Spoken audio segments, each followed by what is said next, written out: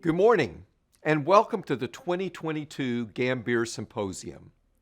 We have a terrific agenda and lineup of speakers planned for today. They have fascinating insights to share from fields that our late colleague and dear friend, the brilliant Sam Gambhir, helped to pioneer. But first and foremost, I want to thank Aruna Gambhir for participating in this symposium to celebrate Sam's legacy. We're so grateful to have you here, Aruna. I remember Sam fondly for his endless compassion for patients, his dedication to his family, friends, and colleagues, and his truly dynamic mind. He was so curious and so driven and never limited himself to a singular field of study. He began his career as a mathematician and physicist, then went on to help so many patients as a physician scientist. At first glance, his background may have seemed unorthodox, but it was his ability to connect the dots across disciplines that led to his immense impact on biomedicine and to his greatest scientific breakthroughs, including the positron emission tomography scan. Across his endeavors, Sam always strived for a brighter future, always looked for ways to translate discovery-based science into real benefits for patients. He refused to perpetuate our reactive system of sick care. He wanted to understand the root cause of disease so it could be treated early or prevented altogether. His research into the early detection of cancer and other diseases did just that, and it saved countless lives. I feel deeply privileged to have had a colleague and dear friend who has made such a positive difference in the world. As we know, cancer caused terrible hardships for Sam and his family. And while Sam, many joining us today, and countless others have made progress against this disease, we have much more work to do. This symposium is an opportunity for each of us, in our own way, to redouble our commitment to the precision health mission to which Sam dedicated his life. Though today's event convenes experts across a wide range of disciplines, we're united in the fact that Sam touched us all, either directly as a colleague, mentor, or friend, or as an inspiration in our research. I believe Sam would be proud that we've brought together such esteemed minds from across molecular imaging, cancer screening, biomedical engineering, and more. And the clinical activities that this group continues to drive for patients are perhaps the best milestones to continue honoring his memory. I'll close by thanking Joseph Wu, Gary Gold, and the many others who had a hand in organizing this symposium. And thank you to all those attending virtually from around the world. Let's continue to do our very best to make Sam's vision for human health a reality. Thanks so much, Lloyd. Really appreciate the introduction. Hello, everyone. No need to adjust your monitor out there. I do look quite different than last year. It's because I was diagnosed with myelodysplastic syndrome, a type of blood cancer, and underwent a bone marrow transplant in January. I have fully recovered and all my blood markers look normal. It was a very difficult journey without having Sam and Millen by my side. But fortunately, I have family and friends who helped me through the journey. My treatment involved infusion of donor cells from a matched anonymous donor. And I'm very grateful to my donor, who will remain anonymous to me, unfortunately, until next year. But I do want to encourage anyone between the ages of 18 to 35 to register in bethematch.org. It's just a cheek swab, and if there is a match at some point, it could just be as simple as a blood donation, but you would be saving their lives. The way my cancer was detected early is actually through Sam's Project Baseline. I had submitted my yearly blood sample, and it turned out my platelets were low, which led to more follow-ups and then treatment through a clinical trial with Orca Bio, a Stanford startup. If more time had passed, the disease would have been harder to treat with no cure options. So I'm a prime example that early detection does indeed save lives. Sam would have searched far and wide to find the best treatment for me, but in his absence, I had a great team of his colleagues and my family who helped and motivated me through the treatment. Special thanks to Azra Raza at Columbia, who coincidentally was invited by Sam a couple of years ago to speak at the Canary Early Detection Seminar Series, and who happens to be an expert in myelodysplastic syndrome. So all kinds of connections lead back to Sam. In the last 2 years since Sam passed away, so many people have reached out to me to let me know how Sam touched them in their careers and or personal lives. Even though he was extremely busy, he had this capability to remember all kinds of things in people's lives and be truly present when talking to them.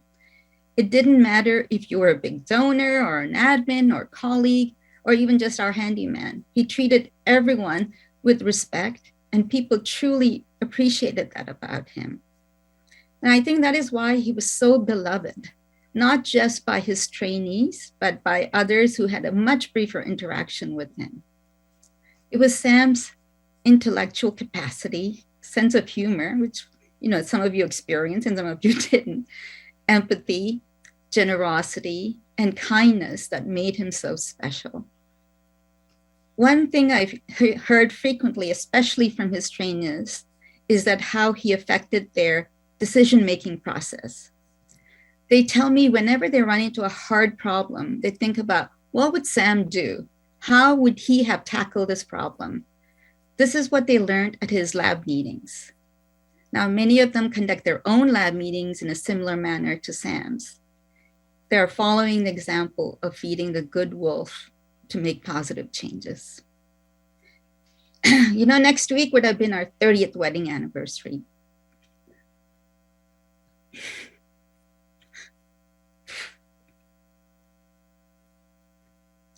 I was with Sam when he was an intern at UCLA. Sorry. And early in his career, when he was having a hard time getting grants and started questioning his research focus, it's very difficult to be a trailblazer when you're creating a new field and you haven't earned the gravitas.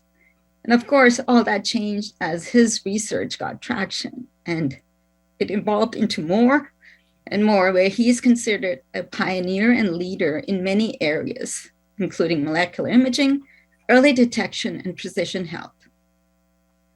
He was a true collaborator with people from various departments and fields that led to innovations into many areas, such as nanoimaging, wearables, and other continuous monitoring devices. It's all focused on detecting transition from normal to disease state early so that interventions can actually work.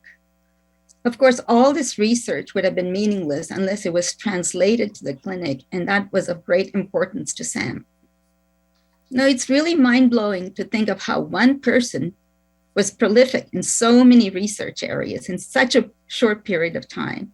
This on top of all his responsibilities as chair of radiology, which of course is a full-time job in itself.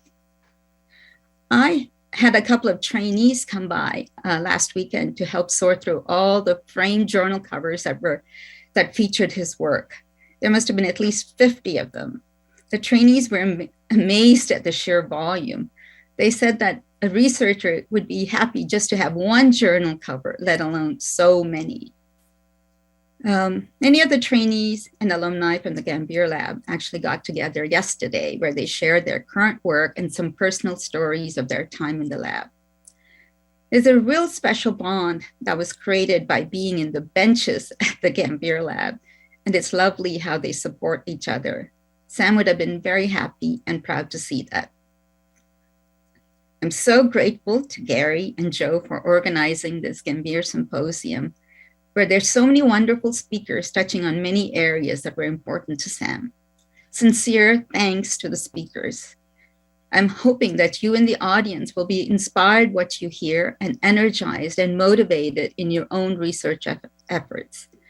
I can tell you that there's a direct connection from your research effort to extending people's lives or preserving their quality of their lives, which is just as important. Your research one day could benefit your own mom, dad, partner, kids, or yourself. So please keep the potential impact as your motivational guide. Thanks so much for your time. And now on to Joe Wu. Thank you. Thank you, Aruna, for your touching remarks and tribute. We're all glad that you're doing well. So I want to welcome all of you for attending this year's Gambhir Symposium again. So my name is Joseph Wu. I'm the director for the Stanford Cardiovascular Institute and also professor of medicine and radiology. My connection to Sam is that I did my PhD training with Sam at UCLA from 2000 to 2004. He recruited me to Stanford in 2004. And like many others in the audience here, I'm both fortunate and blessed to have had Sam as my mentor, my colleague, and my friend. Now, as Aruna mentioned, Sam was a visionary who had a profound impact on the world of science and humanity. As a leader and pioneer in the fields of molecular imaging, early detection of cancer, and precision health, Sam's enduring legacy can be seen in the research and innovations that are continuing today. This Gambhir Symposium today will celebrate Sam's illustrious career and continue the path that he forged by highlighting the work that are still ongoing in these fields that he helped to cultivate. So please join us to hear the researchers and collaborators share their current thoughts and also future outlooks on radiology. So now a couple of housekeeping items for the audience. First, the Slido chat box is available to the right of the live stream video. Please post questions for the speakers at this chat box or at slido.com. The event code is #Gambhir2022. Please note that the event is being recorded and we will send out a link to the videos once they are published post-event. Also, the agenda and speaker information can be found on the symposium website at gambhir.stanford.edu.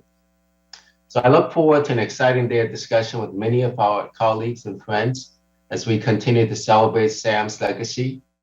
The preceding program is copyrighted by the Board of Trustees of the Leland Stanford Junior University. Please visit us at med.stanford.edu.